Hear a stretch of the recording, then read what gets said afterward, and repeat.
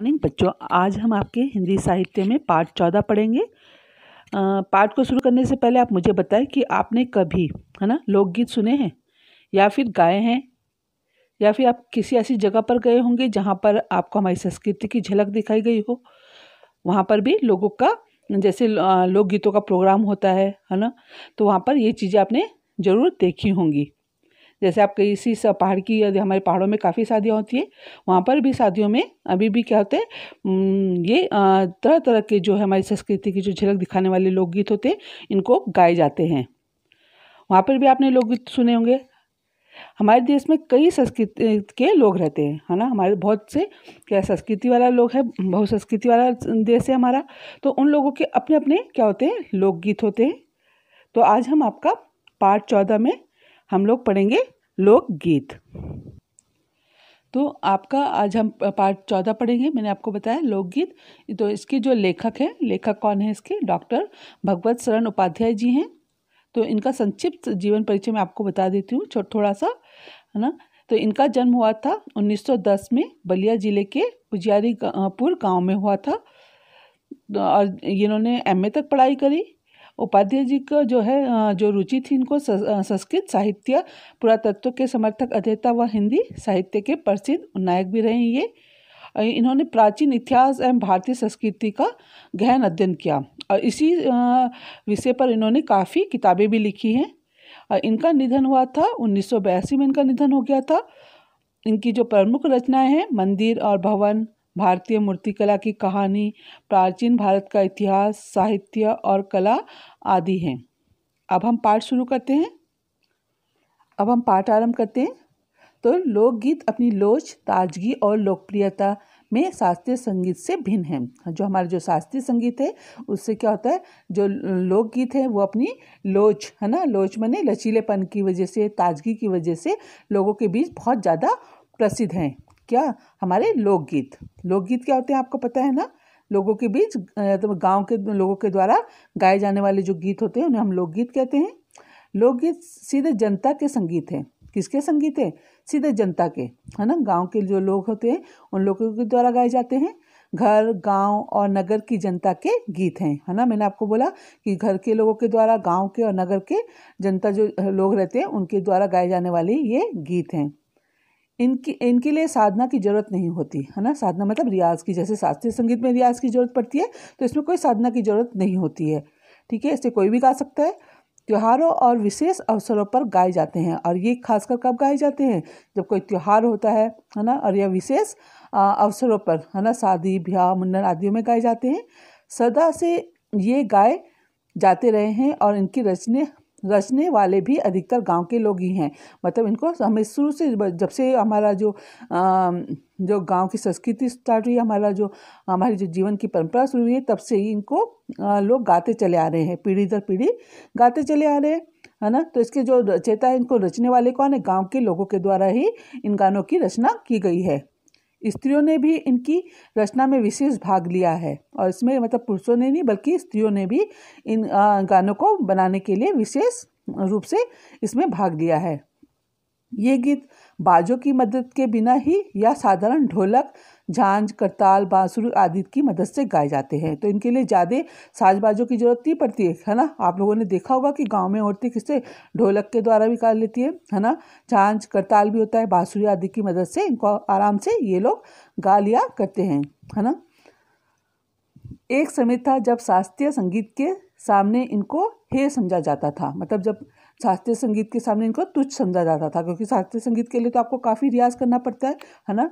तो काफ़ी चीज़ें आपको उसमें सीखनी पड़ती है। लेकिन इनको क्या है, इसमें आपको जो लोकगीत है, इनको आपको सीखने की जरूरत नहीं पड़ती, बल्कि आप सुन सुन के भी आपको याद हो जाता है। तो इनको शास्त्रीय संगीत के सामने इन लोगों को, इस लोकगीतों को बेकार समझा जाता था। अभी हाल तक इनकी बड़ी उपेक्षा की जाती थी। तो अभी तक, मतलब उन्होंने कहा कि अभी कुछ समय तक इन जो है लोकगीतों की काफ़ी उपेक्षा, मतलब लोग मतलब अच्छा नहीं मानते थे इन गानों को। पर इधर साधारण जनता की ओर जो लोगों की नज़र फिरी है, तो साहित्य और कला के क्षेत्र में भी परिवर्तन हुआ है। अनेक लोगों ने विविध बोलियों के लोक साहित्य और लोकगीतों के संग्रह पर कमर बांधी है और इस प्रकार के अनेक संग्रह अब तक प्रकाशित हो भी गए हैं। तो उन्होंने कहा कि कुछ समय तक तो इन जो लोकगीत थे इनको तुच्छ बेकार समझा जाता था, लेकिन अब धीरे धीरे लोगों में परिवर्तन आने लगा, लोग अपनी संस्कृति की तरफ मुड़ने लगे हैं। तो उन्होंने क्या करा, इस जो हमारे लुप्त होते हुए जो लोकगीत है इनमें इन लोगों को उन्होंने जो अलग अलग बोलियों के जो लोग थे उन लोगों ने अपने लोक साहित्य और लोकगीतों का मतलब उनको इकट्ठा करना स्टार्ट कर दिया, है ना। इस प्रकार अनेक संग्रह अब तक प्रकाशित भी हो चुके हैं। उनको उन्होंने एक उसमें एकत्रित करके लिखा है और इनको इनके ऊपर कई संग्रह करने के बाद इनको प्रकाशित भी किया गया है। लोकगीतों के कई प्रकार हैं, है ना, एक ही नहीं है, लोकगीतों के कई प्रकार हैं। इनका एक प्रकार तो बड़ा ही ओजस्वी और सजीव है। तो उन्होंने कहा कि लोकगीतों के कई प्रकार हैं और उनमें से एक प्रकार बड़ा ही ओजस्वी और सजीव मतलब जीवित है। यह इस देश के आदिवासियों का संगीत। और कौन सा उन्होंने बोला कि ओज से भरा हुआ कौन सा संगीत और जो बिल्कुल जीवित है मतलब सजीव है। और यह देश के कौन से देशों का, आदिवासियों का, जो हमारे देश में विभिन्न प्रजातियों मतलब अलग अलग उसमें आदिवासी रहते हैं, है ना, जो पहाड़ों जंगलों के अंदर बीच में रहते हैं उनको, तो उनका अपना संगीत है। तो ये लोग कहाँ रहते हैं? मध्य प्रदेश में दक्कन, छोटा नागपुर में, गोंडखांड, औरवा, मुंडा, भील, संथाल आदि में फैले हुए हैं। मतलब इन सब जगह पर ये हमारे आदिवासियों की रहने की जो जगह है उन पे फैले हुए हैं, जिनमें आज भी जीवन नियमों की जकड़ से बंध ना सका और निद्वंद लहराता है ना। तो उन्होंने कहा कि ये जो हमारा जो हमारे जीवन के जो नियम है इसमें मतलब उनमें कोई पाबंदियां नहीं है, है ना। अपनी मर्जी से रहना, अपना खाना पीना, रहना और अपने गीतों को, अपने गाने को गाना, दल के समूह में गाना, है ना, स्त्री पुरुष एक साथ मिलकर गाना। तो ये क्या है, इनको किसी भी जीवन के जो नियम है उनमें उनको जकड़ा नहीं जा सका है। इनके गीत और नाच अधिकतर साथ साथ और बड़े बड़े दलों में गाए और नाचे जाते हैं। तो इनके जो गीत है तो क्या करते हैं, जब समूह में एक साथ क्या करते हैं, नाचते भी हैं और बड़े बड़े दलों में एक साथ गाते भी हैं और नाचते भी हैं। 20-20, 30-30 आदमियों और औरतों के दल एक साथ एक दूसरे के जवाब में गाते हैं। तो ये लोग कैसे गाते हैं? पूरे दलों में गाते हैं। कैसे? 20-20, 30-30 आदमियों और औरतों का दल होता है और एक साथ एक दूसरे के साथ जवाब में गाते हैं। मतलब एक दूसरे से यदि पुरुष ने कोई जवाब में गाया तो उसके उत्तर में स्त्रियां गाती हैं और सारी दिशाएं गूंज उठती है और खुले दिल से, खुले मन से उन गानों को वो गाते हैं। पहाड़ियों के अपने गीत हैं। अब आ जाते हैं, पहले आदिवासियों के गीत बोले, फिर उन्होंने पहाड़ियों के गीत क्यों बोला? ये पहाड़ों में रहने वाले लोगों के गीत हैं। उनके अपने अपने भिन्न भिन्न रूप होते हुए भी अशास्त्रीय होने के कारण उनमें अपनी एक समान भूमि है। तो उन्होंने कहा कि ये भी क्या है, अशास्त्रीय है। इनको मतलब शास्त्रीय संगीत के उसमें नियमों में नहीं जकड़ा जा सका है और ये अपने अपने में एक समान भूमि वाले गाने हैं। ये कहाँ पर गाए जाते हैं? पहाड़ों में, गढ़वाल में, किन्नौर, कांगड़ा आदि के अपने अपने गीत हैं और इनके जो अलग अलग उसके अपने अपने गीत हैं और उन्हें गाने की भी अपनी अपनी विधियाँ हैं। उनका अलग नाम ही पहाड़ी पड़ गया है। उनको गाने की वजह से, उन लोगों को पहाड़ में रहने की वजह से उन लोगों को पहाड़ी नाम में रखा गया है। तो आपने अपने पहाड़ों में तो सुना होगा ना, कई किस्म के गाने। हमारे जौनसार में अलग तरीके से गाने जो गाए जाते हैं। आप हिमाचल में चले जाओ, वहाँ का जो डांस है, अपनी संस्कृति और गाने का जो है तरीका वो अलग अलग होता है। अपने अपने उसमें ताल, अपने अपने जो उनके जो वाद्य यंत्र होते हैं उनके द्वारा वो गानों को गाते हैं, है ना। तो आपके वास्तविक लोकगीत देश के गाँवों और देहातों में है। हमारा जो मेन जो लोकगीत है वो कहाँ पर बसता है? हमारे गाँवों में और देहातों में बसता है। इनका संबंध देहात की जनता से है, मतलब जो गांव में रहने वाली जनता है उनसे है किनका? लोकगीतों का संबंध। बड़ी जान होती है इनमें, और इन्होंने कहा कि इन गानों में बड़ी जान होती है। चैता, कजरी, बारामासा, सावन आदि मिर्जापुर, बनारस और उत्तर प्रदेश के पूर्वी और बिहार के पश्चिमी जिलों में गाए जाते हैं। कहाँ कहाँ गाए जाते हैं ये? चैता, कजरी, बारामासा, सावन, ये गाने कहाँ गाए जाते हैं? मिर्जापुर में, बनारस, उत्तर प्रदेश के पूर्वी और बिहार के पश्चिमी जिलों में गाए जाते हैं। बाउल और भितियाली बंगाल के लोकगीत हैं, है ना। बंगाल के कौन से लोकगीत हैं? बाउल और भितियाली। पंजाब में माहिया आदि इस प्रकार के हैं। हीर रांझा, सोनी महिवाल, संबंधी गीत पंजाबी में और ढोला मारू आदि के गीत राजस्थानी में बड़े चाव से गाए जाते हैं। तो यहाँ पर उन्होंने क्या बताया, हमारे देश के संस्कृति के जो अलग अलग जगहों के जो गाने वाले हैं गाने और उनके कहाँ पर वो गाए जाते हैं उनके बारे में बताया है। तो जैसे कि आपके राजस्थान में ढोला मारू के गीत गाए जाते हैं, पंजाब में हीर रांझा सोनी महिवाल पर आधारित गाने गाए जाते हैं, है ना। बाउल और भितियाल बंगाल के गीत होते हैं। तो इस तरह से उन्होंने गीतों के प्रकार भी आपको इसमें बताए गए हैं। इन देहाती गाँव के रचयिता कोरी कल्पना को इतना मान न देकर अपनी गीतों के विषय रोजमर्रा के बहते जीवन से लेते हैं। तो उन्होंने कहा कि जो गांव के जो लोग गीत हैं इनकी जो रचना करने वाले हैं तो अपनी कोरी कल्पना को इतना मान न देकर अपनी मतलब सोच कर नहीं, अपने गीतों का रोजमर्रा की जिंदगी में बहते हुए जो अपने जीवन से उन्होंने प्रेरणा भी लेते हैं और उसी पर आधारित वो उन गानों को बनाते हैं, जिससे वे सीधे मर्म को छू लेते हैं। मतलब जिससे कि वो सीधे आपके मर्म मतलब रहस्य भेद को छू लेते हैं, आपको हृदय को स्पर्श कर लेते हैं। उनके राग भी साधारण पीलू, सारंग, दुर्गा, सावन, सोरठ आदि हैं। ठीक है, तो उनके जो राग हैं वो सिंपल साधारण वाले जो राग होते हैं उनके द्वारा उनको गाया जाता है। कहरवा, बिरहा, धोबिया आदि देहात में बहुत गाए जाते हैं। तो जो सबसे ज़्यादा चलने वाले जो गाने हैं गाँव के लोगों के द्वारा गाए जाने वाले लोकगीत हैं वो क्या है, कहरवा, बिरहा, धोबिया आदि देहाती के गीत हैं और बड़ी भीड़ आकर्षित करते हैं। और ये जो जब गाने गाए जाते हैं ये वाले तो काफ़ी लोग भीड़ों में इन गानों को सुनने के लिए एकत्रित हो जाते हैं। इनकी भाषा के संबंध में कहा जा चुका है कि ये सभी लोकगीत गाँवों और इलाकों की बोलियों पर गाए जाते हैं। तो उन्होंने कहा कि इनकी भाषा के संबंध में कहा जाता है कि इनको जो गांव के जो लोकगीत हैं उनके इलाकों की जो इलाकों में जो बोलियां होती हैं उन्हीं पर आधारित इन गानों को गाया जाता है। इसी कारण ये बड़े आह्लादकर और आनंददायक होते हैं। तो उन्होंने क्या कहा कि इसी के कारण क्या होते हैं, ये बहुत ज़्यादा खुशी देने वाले और आनंद देने वाले होते हैं। तो इन गीतों के आकर्षक होते ही हैं। इनकी समझी जा सकने वाली भाषा भी इनकी सफलता का कारण है। और मेन कारण क्या है, जब वो अपनी भाषा में अपनी बोलियों में इन गानों को गाते हैं तो और सिंपल भाषा होती है ना, तो लोगों को ये जल्दी से समझ में आ जाते हैं और इसी कारण से इन लोगों को इन लोकगीतों को ज़्यादा सुना जाता है और इन्हें गाया जाता है। भोजपुरी में करीब 30-40 वर्षों से विदेशिया का प्रचार हुआ है ना। और भोजपुरी जो गाने हैं उसमें किसका 30-40 वर्षों में किसका प्रचार ज़्यादा हुआ है, विदेशिया का प्रचार ज़्यादा हुआ है। गाने वालों के अनेक समूह इन्हें गाते हुए देहात में फिरते हैं।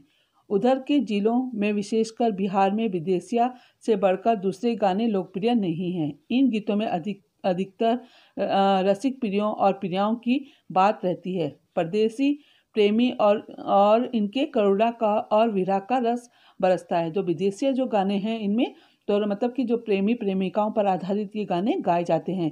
जैसे प्रेमी प्रदेश में चला गया या पति प्रदेश चला गया तो इस पर आधारित ये गाने गाए जाते हैं। और ये करुण रस से और विरह मतलब बिछड़ने वाले रस पर आधारित ये गाने होते हैं। कौन से गाने, विदेशिया।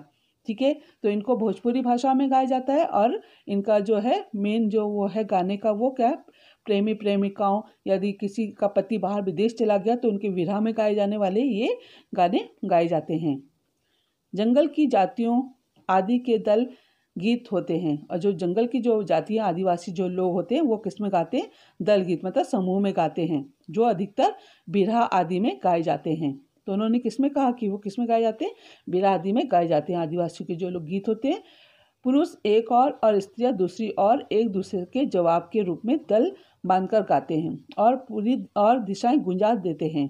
तो उन्होंने कहा कि वो जब पूरे दलों में गाते हैं तो एक दल पुरुषों का होता है, एक दल स्त्रियों का होता है और एक दूसरे से के जवाब में मतलब आपको किसी ने गाने में जैसे पुरुषों ने कुछ कहा स्त्रियों को तो वो उसके जवाब में उसका आंसर देकर उत्तर देकर उनको गाते हैं और पूरे दिल खोल के अपने गीतों को जोर जोर से गाते हैं। पर इधर कुछ काल से इस प्रकार के दलीय गायन का ह्रास हुआ है। उन्होंने कहा कुछ समय से क्या हो गया कि आदिवासी के जो ये गीत दल गीत है इनका ह्रास मतलब पतन हो गया है कुछ समय से। एक दूसरे प्रकार के बड़े लोकप्रिय गाने आला के हैं। अधिकतर ये बुंदेलखंडी में गाए जाते हैं। आरंभ में तो इनका चंदेल राजाओं के कवि जनिक से माना जाता है।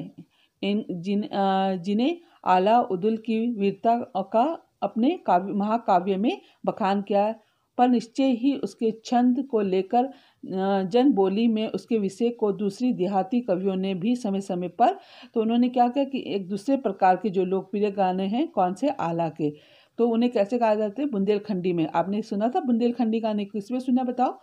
मैंने पढ़ाया था ना आपको, झांसी की रानी।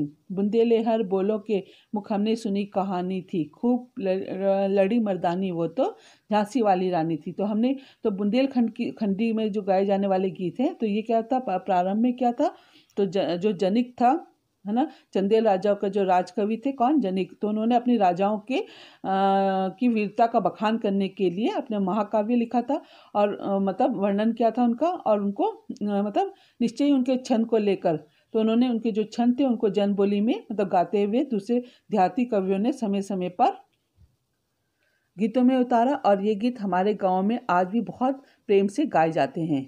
इन्हें गाने वाले गांव गांव ढोलक लिए गाते फिरते हैं।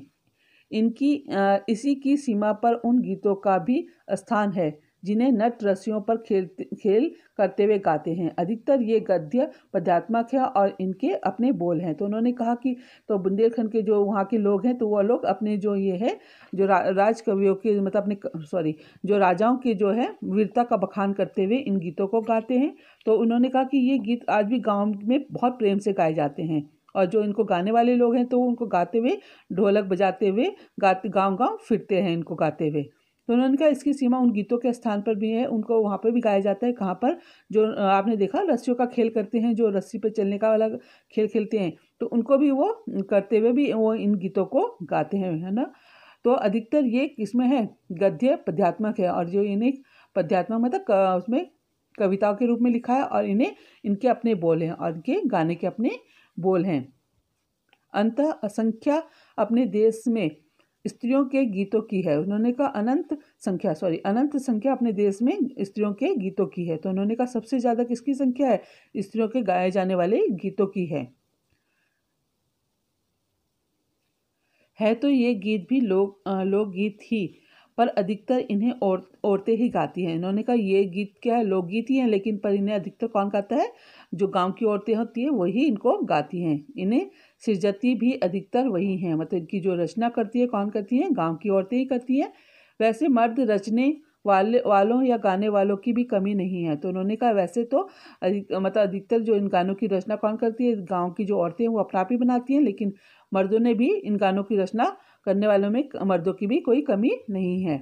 पर इन गीतों का संबंध विशेषता स्त्रियों से है। उन्होंने कहा इन गीतों का जो संबंध है खासकर किन के द्वारा है, स्त्रियों के द्वारा होता है।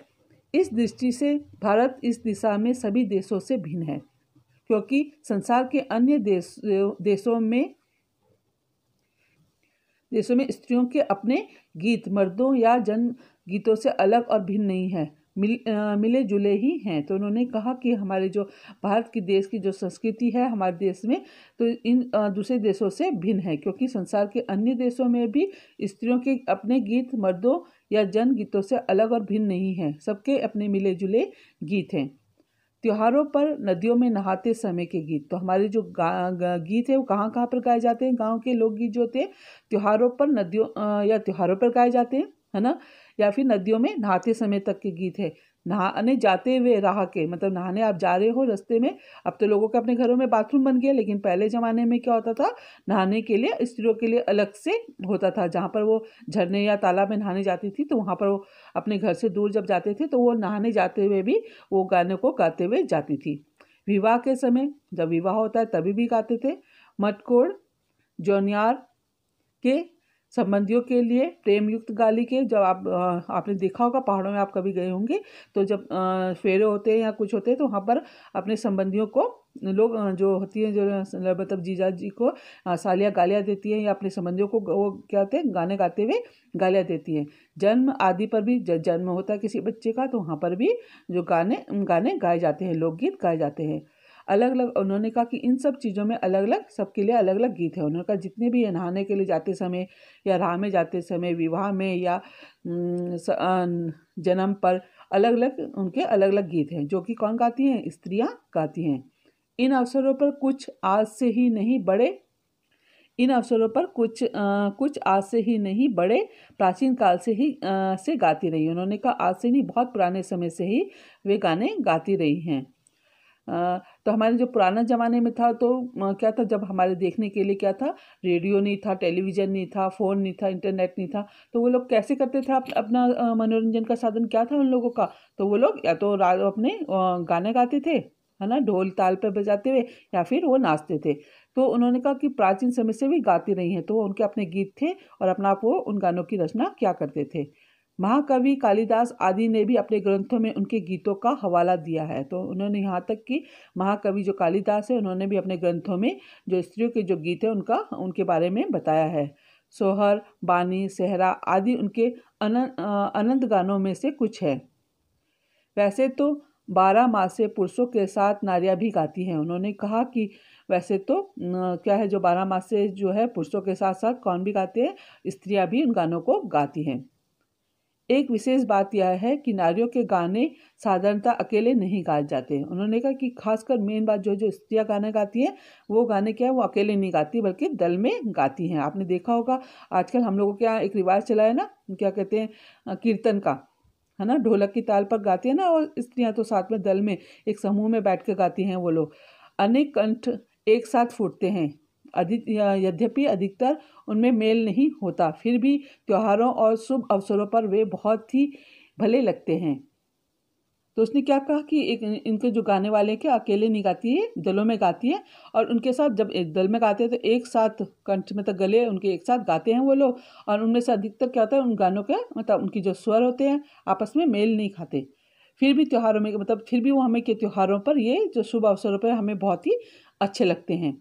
गांवों और नगरों में गायिकाएं भी होती हैं जो विवाह, जन्म आदि के अवसरों पर गाने के लिए बुला ली जाती हैं। और अब क्या हुआ, धीरे धीरे जैसे परिवर्तन होने लगा तो गांव और नगरों में क्या करते हैं, जो गाने वालों को वो लोग बुला लेते हैं, जो कि विवाह पे, जन्म आदि के अवसरों पर बुला लिए जाते हैं। सभी ऋतुओं में स्त्रियां उल्सित होकर दल बांधकर गाती हैं। उन्होंने कहा जब जैसे हमारे ये नहीं विवाह जन्म के गाने नहीं है, बल्कि ऋतुओं के परिवर्तन होने पर भी स्त्रियां खुश होकर दलों में गाना गाती हैं।